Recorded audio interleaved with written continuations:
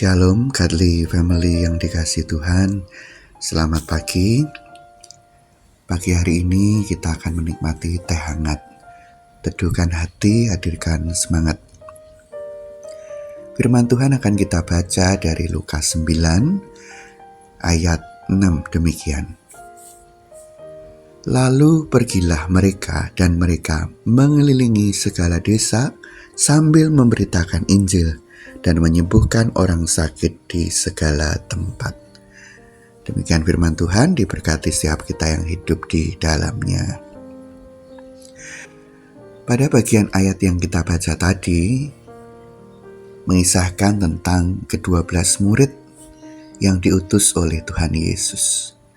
Di sini kita melihat bahwa Tuhan Yesus mengutus bukan setelah Tuhan Yesus disalib, mati, bangkit, naik ke surga, tetapi sebelum itu bahkan.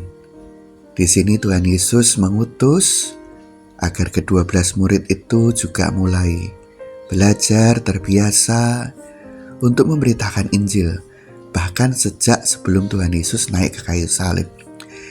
Tuhan Yesus membiasakan mereka, mendidik mereka, melatih mereka, agar semakin siap nanti ketika sungguh-sungguh mereka akan sepenuhnya melayani dan berjalan keliling jauh dari tempat kenyamanan mereka di daerah tanah perjanjian.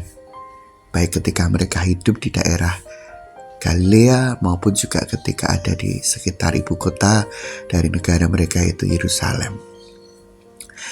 Hal ini juga mengingatkan kita bahwa kita yang hidup pada masa sekarang ini juga diutus. Ujung bumi kita memang berbeda dari para rasul mungkin. Para rasul ada yang pernah pergi jauh sampai ke daerah Afrika Utara.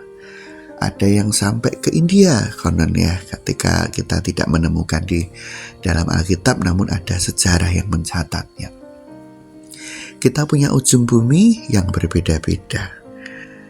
Tetapi kita punya satu mandat yang sama untuk memberitakan Injil. Tuhan Yesus memperlengkapi kita.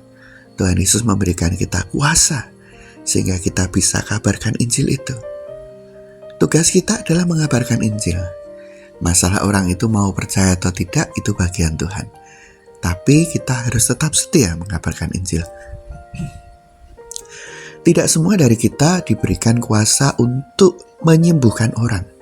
Tetapi setiap kita bisa berdoa bagi orang-orang itu agar Tuhan menyembuhkan. Dan berbagai macam pergumulan orang-orang yang kita temukan, kita bisa berdoa kepada Tuhan untuk mereka.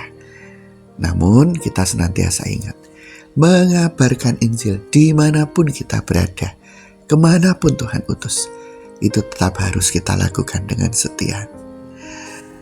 Mungkin di antara kita ada yang sudah terbiasa, mungkin pula ada yang sedang belajar. Mari kita terus belajar untuk berani menceritakan apa yang kita temukan dalam Alkitab tentang Tuhan Yesus dan apa yang sudah kita alami, tentang pribadinya, tentang siapa dia, dan apa yang sudah dilakukannya, yaitu mati di salib, bangkit untuk menebus dosa-dosa kita. Kabarkan itu, meskipun dalam bahasa yang mungkin sederhana, ataupun mungkin kita sudah mampu menceritakan, menjelaskan dengan baik. Jangan pernah putus asa. Lakukan dengan setia. Hal lain yang bisa kita pelajari juga adalah bahwa Tuhan Yesus melatih murid-muridnya. Jadi kalau kita sudah terbiasa beritakan Injil, memuridkan, mengajar orang-orang yang lebih muda dari kita, di sekitar kita, latih mereka juga agar mereka berani untuk kabarkan Injil. Akhirnya renungan yang singkat ini semakin mendorong kita untuk bersemangat mengabarkan Injil dimanapun kita berada. Amin. Mari kita berdoa.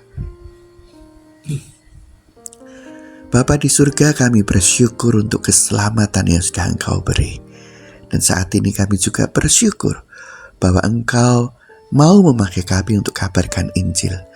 Oleh sebab itu mampukan kami dan berikan kami keberanian agar dimanapun kami berada, kemanapun Engkau mengutus kami senantiasa setia untuk mengabarkan Injil itu.